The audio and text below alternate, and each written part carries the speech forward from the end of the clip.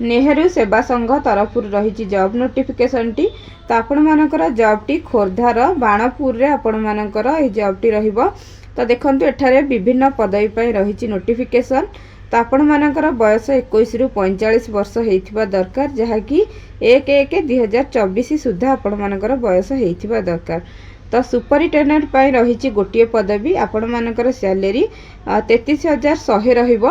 तो एथिपाई क्वालिफिकेशन रही post graduate degree in social work, sociology, child development, human rights. तो एठारे विभिन्न देखो सब्जेक्ट देइछि। एही सब्जेक्ट रे आपण माने जदि पोस्ट ग्रेजुएट करछन्दी पीजी तेबे आपण माने एहाको अप्लाई करि परिबे। ता सहित आपण मानकर 3 इयर रो एक्सपीरियंस रहिथिबा दरकार। हाउस फादर पई रही गोटे पदवी, जहाँ कि आपण माने केवल मेल माने ही अप्लाई करि परिबे। तो सेथि पई आपण मानकर योग्यता +2 साइंस रही। तो देखंतु एहार सैलरी रही 14,564। पैरामेडिकल स्टाफ पाई रही गोटे पदवी, बोथ मेल एंड फीमेल यहाँ अप्लाई करें। एथिपाई योग्यता होची D pharma, BSc nursing, GNM. ता सहित 2 इयर रो वर्क एक्सपीरियंस आपण मानकु रहिथिबा दरकार। फीमेल हेले आपण मानकु प्रेफरेंस मिलिबो। तो देखंतु तापरे कुक मानकर सैलरी रही 9,930। तो यह both male and female apply करें। तो यार योग्यता होची 8म रु 10म जदि आपण मानकर योग्यता अच्छी तेबे यह अप्लाई करें।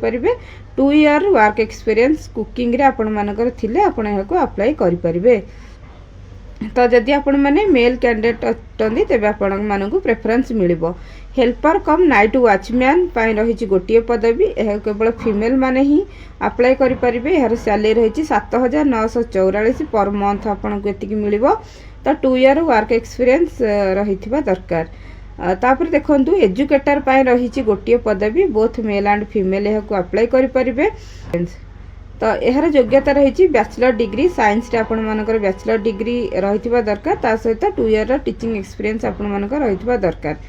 तो देखंतु art and craft music teacher पाई गोटे पदवी रही। यार सैलरी रही 10,000 पर मंथ।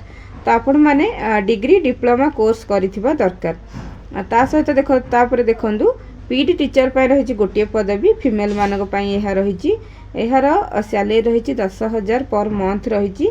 तो आपण मानकर जो पीटी रो जो डिग्री डिप्लोमा कोर्स आपण माने करिथिबा दरकार। ता सहित 2 इयर वर्क एक्सपीरियंस आपण मानकर रहिथिबा दरकार। तो देखंतु आपण माने एठारे स्पीड पोस्ट करिवे एवं ईमेल माध्यम रे मध्य अप्लाई करिवे। तो देखंतु ईमेल माध्यम रे अप्लाई करिवार लास्ट डेट रही 14 डिसेंबर 2024।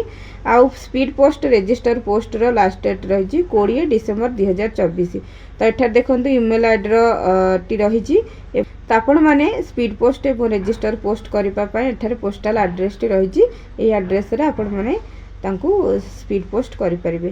तो एठार एक एप्लिकेशन फॉर्म रही। एई एप्लिकेशन फॉर्म टी को आपण माने फिलअप करिवे।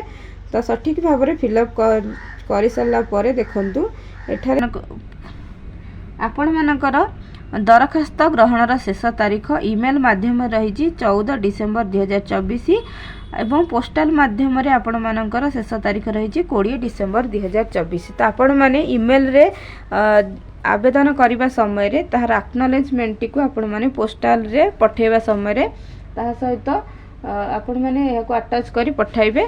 जदि आपण मानको यह वीडियोटी भल लागि थाए तबे वीडियोटी को लाइक करबे सहित चैनल टी को सब्सक्राइब करंतु। धन्यवाद।